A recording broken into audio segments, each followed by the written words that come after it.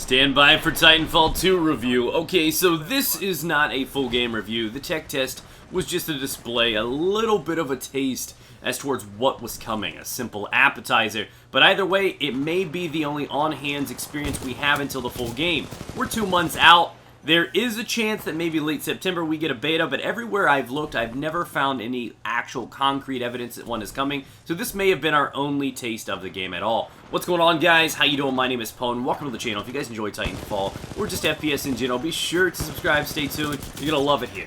But I'm here to answer the hard question.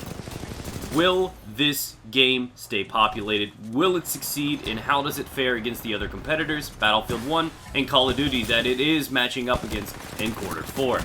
Now, I'm going to start off with some of the basic information that we need to understand because this is a pretty high selling point for Titanfall 2. Now, it is standard pricing, 60 USD for every game that comes out in the States. So Battlefield, Call of Duty, and Titanfall all share the same price tag. Unless, of course, you're buying on PC. There's tons of secondary websites you can buy from. There's one in the description below for those PC players. Pick it up for 45 bucks, save 15. You can go for that if you want to. As for the console players, same thing across the board. Now, one thing worth noting is with Battlefield 1 and Call of Duty, its direct competitors this year, you're going to have to understand that they have their season passes, their Battlefield Premium, and with these, you're looking to spend an extra 50 bucks. So now you're looking at almost double what you would be paying for the base experience. Now, of course, this is going to be extra entertainment over the course of the next year or so, but either way, you're still paying double. Titanfall 2 will not have any paid DLC. It will have DLC. It will have new game types, guns, weaponry, and all of that stuff, but you are not going to pay extra for that. I bet that tidbit tickles your Titan. I know I'm excited about cheaper experiences, not that premium and season passes are guaranteed or mandatory purchases. People generally buy them either way, though. It's kind of what they do. Now, I do gotta be honest with you. The roughest situation, the one thing that has everyone skeptical and worried about making this purchase is, will it stay populated? This is probably the area of concern for almost anyone watching this video, because Titanfall 2, I'd like to say it was a roller coaster. It had a high, it came low, and it got back up. No, it was more like a plummet from a giant building. It was very popular, very hyped, pretty well received, and then pavement.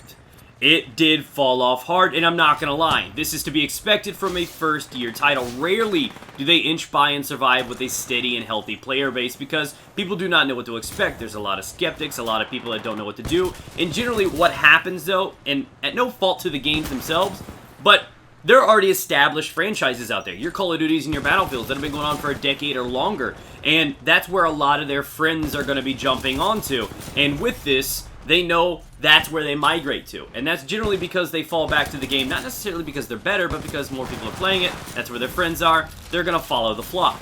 Even with Titanfall 2 being the sequel, it's still in pull-ups, man. It's in its terrible twos. It's still a baby game trying to get its momentum and make its mark on the gaming world in the FPS genre. And because of this, it will be more popular. It will be more populated than the previous one. And that's worth noting because even to this day, the original Titanfall is still pretty active. Not ridiculous by any means, but you can get into multiple lobbies and play anytime you log on. I often get on at 2 or 3 a.m., and there's still about 5,000 active players. In the peak of the day, you can talk 10 or 20,000. So it may not seem like a really, really large amount of players, but there's still a dedicated fan base for the original game. And the second one, with PlayStation 4 and just a lot of new additions coming to it, it will, in fact, grow.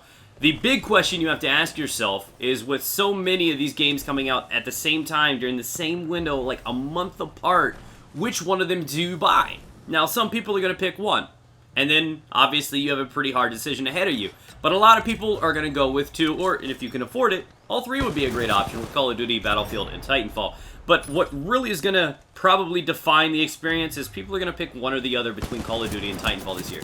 Call of Duty and Titanfall 2 are extremely similar nowadays. Call of Duty has evolved and become a lot like Titanfall. Now, honestly, they have their differences, the major one being one's got Titans, one's got kill streaks. But at the end, if we're talking about the mobility, the time to kill, the movement, the guns, it all feels and looks the same, which is why you see a lot of people in the comment sections of Titanfall 2 videos saying, it's too much like COD. And that's not necessarily because it's changed, it's more so because Call of Duty has evolved so much from its original formula, it's now looking like an entirely different beast. So in my opinion, these are the two that you compare. Battlefield 1 is the only boots-on-the-ground, infantry-based war game around. Call of Duty is no longer in competition. They are no longer similar. They're entirely different experiences. And because of this, I think Battlefield 1 has a natural edge. They are going to be doing well. They're going to do great in sales. It's going to be a very popular game. So many people are disappointed with the path that Call of Duty has chosen. They're going to start experimenting with other things. And this is a great thing for both Titanfall and Battlefield. But then the ultimate question lies. If you're one of those guys that are just like me that wants that boots on the ground game plus that fast mobility game, which one of these two do I choose? Do I go with Call of Duty, one that I know is going to have an established player base, one that's going to be active for years, but of course I got to pay more for, or do I go with Titanfall 2? Very similar title, it plays the same, but it's free DLC. This is what you have to weigh. These are your options, and I feel like a lot of it's going to go down to where your friends are playing, so there's still time. If you guys are all jumping on the bandwagon, go for it. You can all hop on Titanfall 2 and have just as much fun playing that game as you would Call of Duty. But, of course, Call of Duty, like I said, is established. It's got its roots dug into the gaming community. It's going to be around for a while. Even through all the mistakes and all the changes it's made, it's not even recognizable anymore. But it's still bought because it's what people do, and it's popular, and people will follow what the meta is.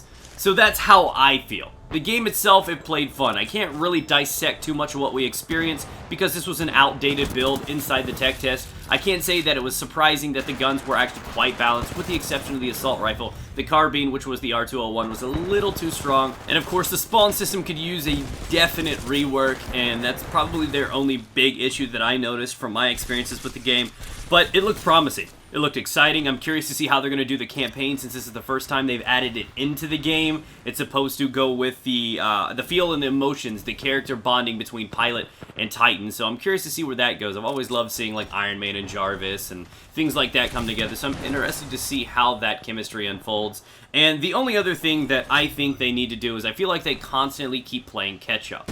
So they didn't have campaign in the original Titanfall. The game obviously was not optimized. It was a test run, and it honestly, even though it was a lot of fun, it didn't have to offer what a lot of the other games back in the day did. And now that they're playing catch-up, I feel like they're still kind of behind on sometimes. And one major area, and this may not be a big deal to you, but it is to me, and I don't know if it's in the game or not. And if it is, that's great. If not, completely ignore what I'm saying. But I feel like every FPS now, you can seriously run down the list, has some sort of RNG or skin mechanic in the game. So we'll talk about Counter-Strike, we'll talk about Battlefield with their battle packs, Call of Duty. All of these games nowadays, Halo even, have their own types of camos for guns, things to collect, and it adds to the grind. So when you're playing, you have an in-game currency that you can build up or earn. Overwatch has got them. I mean, the list goes on. You can see that every popular FPS nowadays has these built into them. Destiny has their own unique type of weapons that you can earn. And with this, I feel like this game needs this too. There needs to be interesting armor you can earn, packs to unlock, currency to build with, and go with it. It doesn't necessarily need to be pay to win or anything like that, but I'm just saying something extra. Even Plants vs. Zombies Garden Warfare 2, which was designed to appeal to kids, has this system in play. And if Titanfall can't keep up with the competitors, it may not do very well. So that's just one other thing that I want to point out, that there are areas that they feel like they're playing catch up with, and just as they kind of get up there to date with what was out last year, they're now behind with what the current experience truly is.